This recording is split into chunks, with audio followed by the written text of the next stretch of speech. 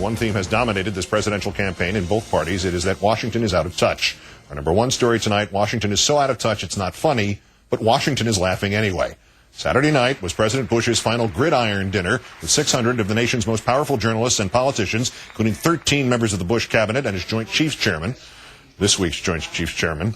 In a song you will hear in a moment, Mr. Bush made light of his own failures that have damaged America, our reliance on Saudi oil, his own hard work to circumvent justice by keeping Scooter Libby out of prison, to sell the Iraq War, even his scapegoat for Katrina, a storm which crippled a major American city and killed hundreds of Americans.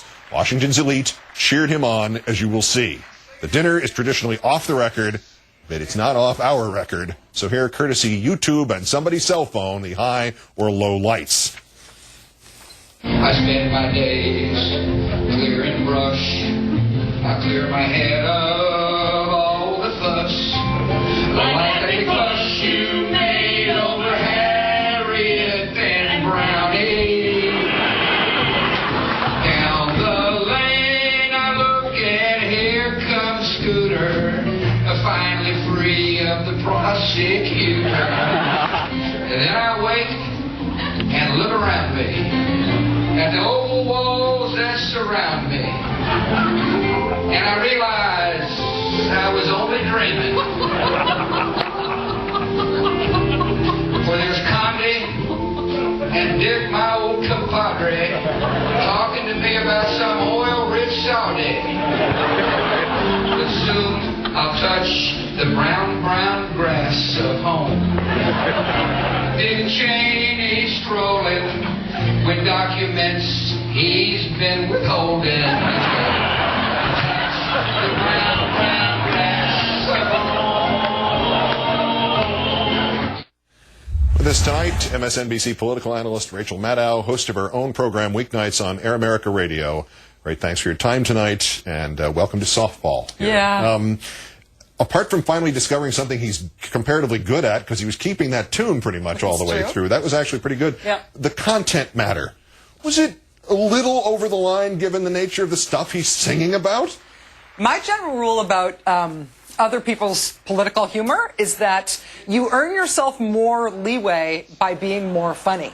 So on the grounds that this wasn't funny, it means that he has no leeway. And in terms of offensive subject matter, I mean, if you're going to joke about helping a guy evade sentencing for having obstructed an investigation into a U.S. intelligence officer having her cover blown, you have to be really funny. The funny bar is really high, and I think mission not accomplished here.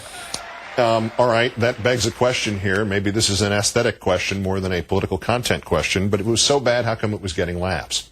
Well, it's, you know, it made me think of when I played this on my radio show today, I also played the clips of Bush joking about not finding weapons of mass destruction under those rugs in the Oval Office. I mean, you got tons of laughs for those things, too. I mean, Karl Rove doing his MC Rove gangster rap minstrel show thing, getting tons of laughs from the people in the room. These events are Washington insider homogenization reification events. They're the we're all in this together, feel better and warm and fuzzy about the people you're supposed to be, who are supposed to be the subjects of your investigative reporting events. They're insidious by nature, I think. Sort of like the Romans in the early part of the first century, reminiscing about the day Caligula appointed a horse to be a consul. That sort of, well, remember that? That was pretty funny then. And then he killed all those guys. That wasn't that funny. But that first part, that was really very funny. Right. We were all in that together, yeah. Huh? All right, so the New York Times does not attend this thing anymore. Is that the proper position journalists should be staking out?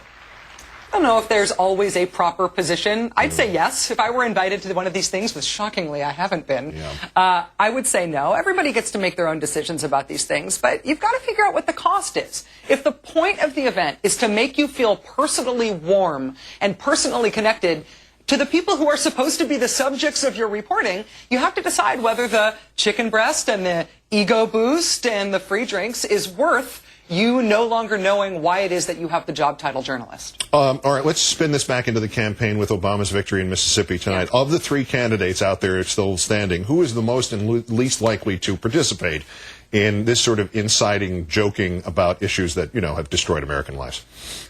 I hope that none of them would be. Oh, that's very nice. I hope that none of them would be, and maybe we should just leave it at that. Yeah. Well, I can't then, without having you here, let you have an opportunity to vocalize your thoughts on what Howard Fineman was reporting about the comments today, the second set of comments today from Geraldine Ferraro, implying that the Clinton campaign is not repudiating her and firing her from its finance committee because it actually doesn't mind this idea of Barack Obama being an equal opportunity hire, being out there, without Senator Clinton's name directly on it. For anybody to be saying that Barack Obama is only where he is because he's black, that black men are so privileged in America that that's the only thing that explains his success because he's otherwise unqualified, which is the implication of her comment, would be absolutely offensive, more than regrettable, from anybody commenting seriously on the campaign. Honestly, you know it would be.